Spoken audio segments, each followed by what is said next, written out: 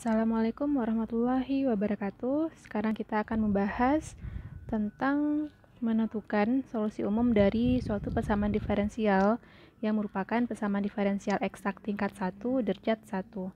Misalkan persamaan diferensialnya adalah 3x kuadrat ditambah 4xy dy ditambah 2x kuadrat ditambah 2y dy sama dengan 0. Nah, kita akan cek dulu apakah persamaan ini merupakan persamaan diferensial eksak atau bukan. Nah, persamaan yang ada di depan dx ini kita misalkan sebagai m x, y, kemudian yang di depan dy itu kita misalkan sebagai n x, y. Untuk menentukan apakah dia persamaan diferensial eksak atau bukan, maka kita turunkan fungsi m terhadap y. Nah, ini jika kita turunkan terhadap y, 3x kuadrat ditambah 4xy diturunkan terhadap variabel y, otomatis yang merupakan variabel x kita anggap sebagai konstanta. Maka 3x kuadrat turunannya adalah 0 karena x kita anggap sebagai konstanta. Turunan 4xy terhadap y adalah 4x. Kemudian untuk nx, y atau 2x kuadrat ditambah 2y ini kita turunkan terhadap x. Nah, berarti y-nya kita anggap sebagai konstanta. Maka turunan dari 2x kuadrat adalah 4x dan turunan dari 2y adalah 0. Berarti turunan nx, y terhadap x adalah 4x. Nah, dari sini kita lihat ternyata nilainya sama-sama 4x. Nah, karena dia sama, maka bisa kita simpulkan bahwa persamaan diferensial ini memenuhi persamaan diferensial eksak.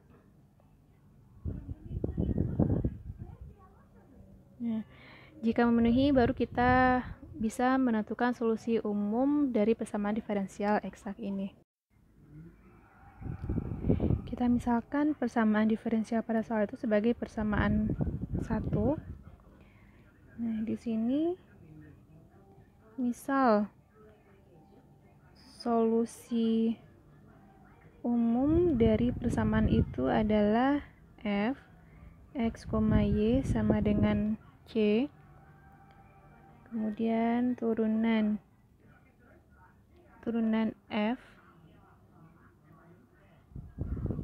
x, y tersebut terhadap x itu adalah m x, y yaitu 3x kuadrat ditambah 4xy. Kita misalkan ini sebagai persamaan yang kedua. Kemudian turunan fx, y terhadap y itu sama dengan n x, y yaitu 2x kuadrat ditambah 2y. Ini kita misalkan sebagai persamaan yang ketiga. Nah, dari persamaan yang kedua, di mana turunan fx, y terhadap x itu adalah 3x kuadrat ditambah 4xy. Nah, ini kita selesaikan. Turunan fx, y terhadap x tadi ya. Nah, jika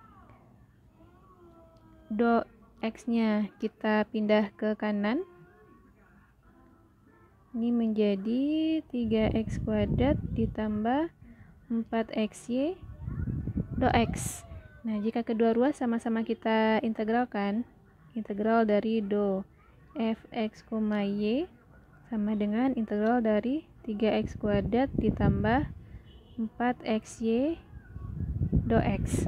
Nah, di sini integral dari do fx, y itu adalah fx, y sama dengan ini kita integralkan terhadap x, sehingga integral dari 3x pangkat 3 adalah integral dari 3x kuadrat adalah x pangkat 3 ditambah integral dari 4xy, di mana y itu kita anggap sebagai konstanta karena dia kita integralkan terhadap x, itu adalah 2x kuadrat y, dan kita tambahkan dengan psi y, dan ini kita misalkan sebagai persamaan yang keempat, di mana psi y ini merupakan konstanta integrasi.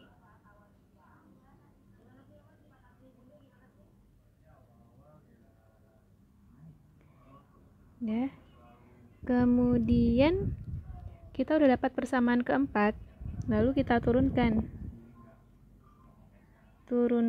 persamaan 4 ini secara parsial terhadap y.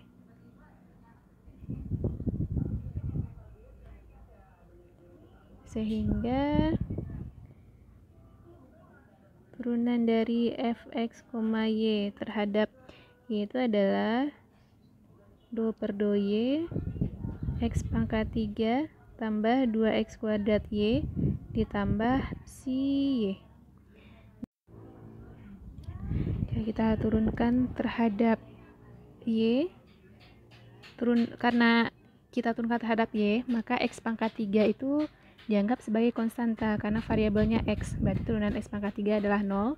Kemudian 2x kuadrat y diturunkan terhadap y adalah 2x kuadrat, di mana 2x kuadrat itu merupakan koefisien di depan y, ditambah turunan dari psi y itu karena kita nggak tahu fungsi psi y itu apa, maka di sini kita tulis turunan psi y terhadap y, d/dy dari psi y. Nah, kemudian dari sini kita misalkan ini merupakan persamaan yang kelima. 2/2y fx, y ini kita misalkan sebagai persamaan kelima. Nah, tadi kita udah punya persamaan yang ketiga, yaitu d/2y fx, y sama dengan 2x kuadrat tambah 2y. Nah, sementara pada persamaan yang kelima, 2/2y fx, y nya 2x kuadrat tambah d/dy psi y. Nah, di sini dia sama-sama turunan fx, y terhadap y. Otomatis 2x kuadrat tambah 2y bisa kita samakan dengan 2x kuadrat tambah turunan dari psi y terhadap y. Berarti dari persamaan 3 dan 5 diperoleh 2x kuadrat tambah 2y, yaitu persamaan 3. Nilainya akan sama dengan 2x kuadrat tambah d/dy dari psi y, atau persamaan kita peroleh dari persamaan 5. Nah, dari sini karena di kiri kanan sama-sama ada 2x kuadrat, berarti 2x kuadratnya ini coret aja. Nah, sehingga bisa kita peroleh 2y itu sama dengan turunan dari psi y terhadap y. Kemudian jika dy-nya kita pindah ke kiri, ini menjadi 2y dy sama dengan turunan dari d dari psi y. Jika kedua ruas kita integralkan, ini akan sama dengan integral dari d psi y. Sehingga jika kita integralkan kedua ruas, integral dari 2y terhadap y adalah y kuadrat, dan integral dari d psi y adalah psi y.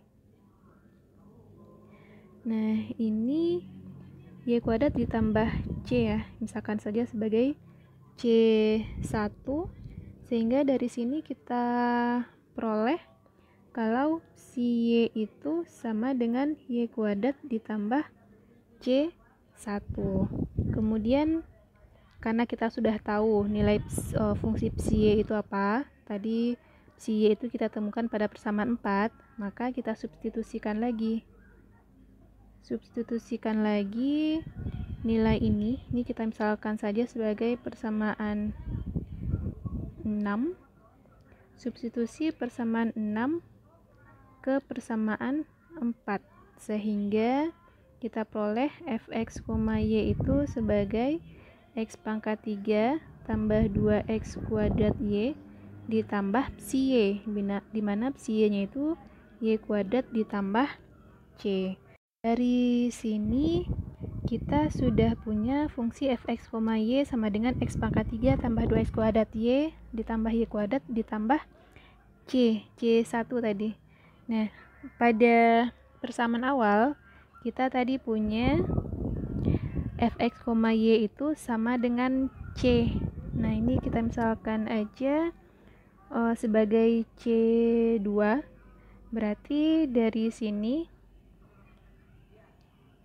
karena fx, y sama dengan c2, berarti yang ini bisa kita ganti menjadi c2. c2 sama dengan x pangkat 3 tambah 2x kuadrat y tambah y kuadrat tambah c1. Atau jika c yang kita gabung dalam satu ruas, ini bisa kita tulis x pangkat 3 ditambah 2x kuadrat y tambah y kuadrat sama dengan c2 dikurang c1.